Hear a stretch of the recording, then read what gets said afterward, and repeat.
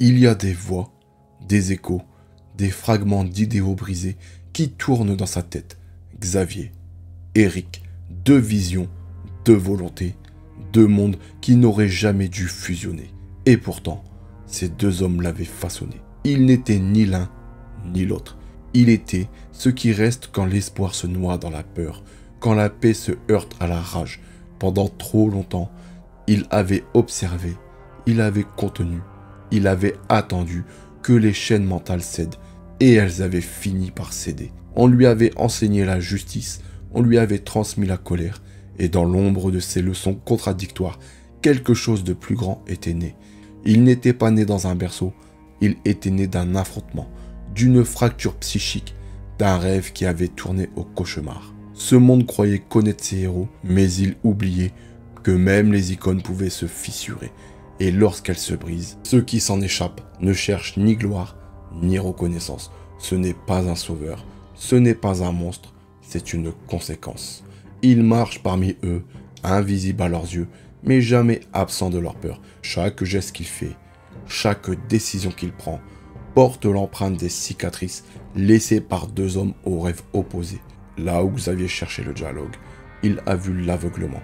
Là où Eric brandissait la révolte, il a goûté à l'abîme. Il a appris que l'humanité ne choisit pas entre la lumière et les ténèbres.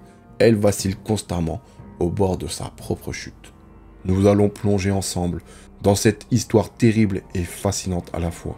Mais bien sûr, avant, n'oubliez pas de liker, partager et vous abonner. Cela m'aide énormément pour le référencement et bien sûr me donne de la force. Sur ce, c'est parti. Chapitre 1. La naissance d'Onslaught. Dans l'univers Marvel, rares sont les événements aussi tragiques et terrifiants que la naissance d'Onslaught. Ce n'est pas une créature venue de l'espace ou un mutant né avec des pouvoirs dévastateurs. Non, Onslaught est bien plus effrayant. Il est né de l'esprit de deux des plus puissants mutants de la Terre. Tout commence avec un affrontement brutal entre les X-Men et Magneto dans la saga Fatal Attraction des années 90. Magneto, dans un moment de pure cruauté, arrache violemment l'adamantium du squelette de Wolverine, laissant ce dernier à l'état presque bestial. C'est là que le professeur Charles Xavier, horrifié par cet acte, prend une décision radicale. Il désactive psychiquement l'esprit de Magneto, le réduisant au silence mental. Mais ce geste a un prix. Ce contact télépathique intense ne se fait pas sans conséquence. Une partie de la colère, de la haine et de l'idéologie radicale de Magneto s'infiltre dans l'esprit de Xavier. Ce n'est pas un simple fragment de pensée, mais une empreinte psychique profonde, un poison subtil qui va lentement infecter le cœur du plus grand pacifiste mutant. Et c'est ainsi que dans l'inconscient du professeur Xavier, un monstre commence à naître, un mélange instable de deux personnalités, la compassion et la rigueur mentale de Charles Xavier, associés à la rage, la puissance et le mépris de l'humanité de Magneto. Ce monstre, personne ne le connaît encore. Il n'a pas de nom, pas de forme. Il est tapi dans les ténèbres de l'esprit d'un homme. Il grandit dans le silence, nourri par les peurs, les frustrations et les contradictions internes du professeur X. Et son nom viendra plus tard. Mais déjà, l'ombre d'Onslaught s'étend doucement sur l'univers Marvel. Et personne ne se doute que ce n'est que le début de l'une des plus grandes menaces que les héros auront à affronter. Chapitre 2. La révélation. Une menace invisible grandit. Pendant un temps, tout semble calme. Le professeur Charles Xavier continue de diriger les X-Men, prônant la paix entre humains et mutants. Mais dans les profondeurs de son esprit, quelque chose d'anormal grandit. Une voix, un instinct, une présence. Onslaught n'est plus une simple graine de haine. Il devient une conscience propre. À l'insu de tous, Onslaught manipule subtilement les pensées et les émotions de Xavier, lui faisant remettre en question ses propres idéaux. Charles commence à montrer des signes de frustration, d'agacement, d'autoritarisme. Il devient plus dur, plus froid. Ce n'est plus vraiment lui. Puis vient le moment de la véritable révélation. Onslaught commence à agir dans l'ombre. Il étudie les autres mutants, cherche les esprits les plus puissants pour renforcer sa propre puissance. Deux cibles l'intéressent particulièrement. Franklin Richards, le jeune fils de Mr. Fantastic et de la femme invisible, capable de remodeler la réalité elle-même. et Nat Grey, alias X-Man, un mutant surpuissant issu d'une réalité alternative doté d'un potentiel télépathique et télékinésique immense. Onslaught comprend qu'avec leurs pouvoirs combinés, il pourra transcender sa forme psychique et devenir une entité physique libre d'imposer sa vision du monde. Petit à petit, les X-Men et d'autres héros commencent à sentir qu'une menace plane. Mais ce dernier est rusé. Il agit en infiltrant, en déformant la réalité autour de ses cibles, comme un virus psychique. Lorsqu'il se manifeste pour la première fois, ce n'est pas dans un rugissement de puissance, mais dans un murmure glacial. Je suis Onslaught. La stupeur est totale. Les X-Men réalisent que cette entité monstrueuse n'est pas un ennemi extérieur, mais une création née de leur propre mentor. La trahison est terrible.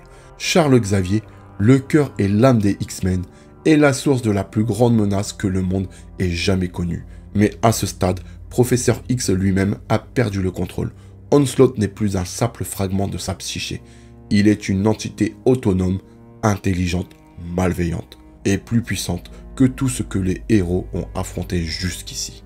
Chapitre 3. Onslaught contre l'univers Marvel, l'événement cataclysmique.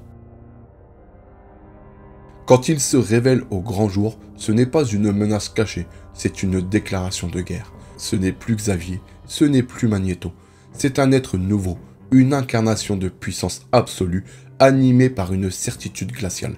L'humanité est incapable de se sauver elle-même. Seule la domination totale peut apporter la paix. Il compte bien imposer cette vision par la force. La saga Onslaught de 1996 démarre dans un climat de tension extrême. Les X-Men tentent de stopper ce cauchemar vivant, mais ils ne sont plus de taille. Onslaught a évolué. Grâce à ses manipulations, il a aspiré les pouvoirs de Franklin Richards et de X-Man, devenant une entité mi-physique, mi-énergétique, capable de manipuler la réalité, les esprits et la matière à une échelle cosmique. Les Avengers, les 4 Fantastiques, Hulk, Iron Man, Spider-Man et tant d'autres se joignent à la bataille. Mais rien n'y fait. Onslaught repousse tous les assauts avec une facilité terrifiante. Il érige une forteresse massive au cœur de New York, transforme la ville en zone de guerre et défie tous les héros de l'univers Marvel. Puis, il franchit une étape ultime. Il abandonne toute enveloppe humaine. Il rejette le reste de l'esprit de Xavier. Désormais, il est pur pouvoir, pur chaos, une créature faite d'énergie psionique sans faiblesse apparente. C'est là que le héros comprenne la terrible vérité. Les mutants ne peuvent plus le vaincre. Si un mutant le touche, Onslaught se renforce. La solution devient claire, mais déchirante. Les plus grands héros non mutants, Captain America, Hulk, Iron Man, Thor, les 4 Fantastiques, Namor et bien d'autres font un choix terrible. Ils se jettent dans le cœur de Onslaught. En faisant cela, ils forcent l'entité à absorber des êtres non mutants, ce qui rend enfin possible son annihilation. Dans un ultime acte de bravoure, le monstre est détruit, au prix de la disparition de nombreux héros. Le monde est sauvé, mais à quel prix? Les mutants sont laissés seuls, dévastés, accusés, et le rêve de Xavier brisé comme jamais auparavant. Chapitre 4. Héritage et renaissance, l'ombre d'Onslaught plane toujours. Sa chute a secoué l'univers Marvel jusqu'à ses fondations. Les plus grands héros ont disparu, le monde pense qu'ils sont morts, mais en réalité, ils ont été transportés dans un univers parallèle, créé inconsciemment par Franklin Richards, au moment du sacrifice final, un monde appelé Heroes Reborn. Pendant ce temps, les X-Men rongés par la culpabilité doivent affronter la méfiance d'un monde qui les juge responsables. Le rêve de coexistence de Charles Xavier est plus fragile que jamais. Quant à Xavier lui-même, il est arrêté, brisé et interné, considéré comme le père de l'un des pires cataclysmes que la Terre ait connu. Mais si Onslaught a été vaincu, son essence n'a jamais vraiment disparu. En 2006, dans l'arc Onslaught Reborn, l'entité refait surface. Onslaught revient, plus puissant et plus déterminé que jamais, à modeler le monde selon sa vision. Pour fuir cette menace, Franklin transporte Captain America, Thor, Iron Man et d'autres héros dans l'univers de Heroes Reborn, une version alternative du monde où la réalité est déformée et plus brutale. Cependant, ce n'est pas le même monde qu'ils ont quitté. Ce monde a changé, tout comme ces versions alternatives des héros, plus jeunes, plus extrêmes, parfois plus instables. Onslaught commence à corrompre les versions alternatives des héros, notamment Captain America, qui lutte intérieurement contre l'influence du mal. Il tente de transformer ce monde parallèle en un royaume de terreur et de domination psychique. Les héros originaux doivent alors se battre contre leur double maléfique en eux et contre Onslaught lui-même. Franklin joue un rôle central dans le combat. Il réalise que le pouvoir qui a créé cet univers peut aussi le détruire ou le sauver. Il doit grandir, affronter ses peurs et utiliser ses pouvoirs de manière responsable. Au prix d'une bataille titanesque, les héros unissent leurs forces pour vaincre Onslaught. Le combat est difficile, psychologique autant que physique. Finalement, grâce au courage de Franklin Richards et à la détermination des héros, Onslaught est vaincu une fois de plus et le monde de Heroes Reborn est sauvé, mais reste un univers à part. Même s'il est de nouveau repoussé, une chose devient claire. Tant que l'esprit humain abrite la colère, la haine et le désir de contrôle, tant que des esprits puissants se connectent ou se brisent, Onslaught peut toujours revenir. Il n'est pas seulement un ennemi, il est un symbole, celui des conséquences de la peur, du pouvoir mal contrôlé et des idéologies extrêmes. Il incarne ce que l'univers Marvel redoute le plus, que même les plus grands héros peuvent, en un instant, devenir les plus grandes menaces. Merci les amis d'avoir suivi cette vidéo jusqu'au bout. Si vous avez aimé, pensez à liker, commenter et vous abonner pour ne rien rater. Et comme vous savez, il y a plein d'autres menaces dans l'univers Marvel qui n'auront pas fini de nous surprendre. Sur ce, moi je vous dis à très bientôt pour une nouvelle vidéo. En attendant, prenez soin de vous et de vos familles. Peace out.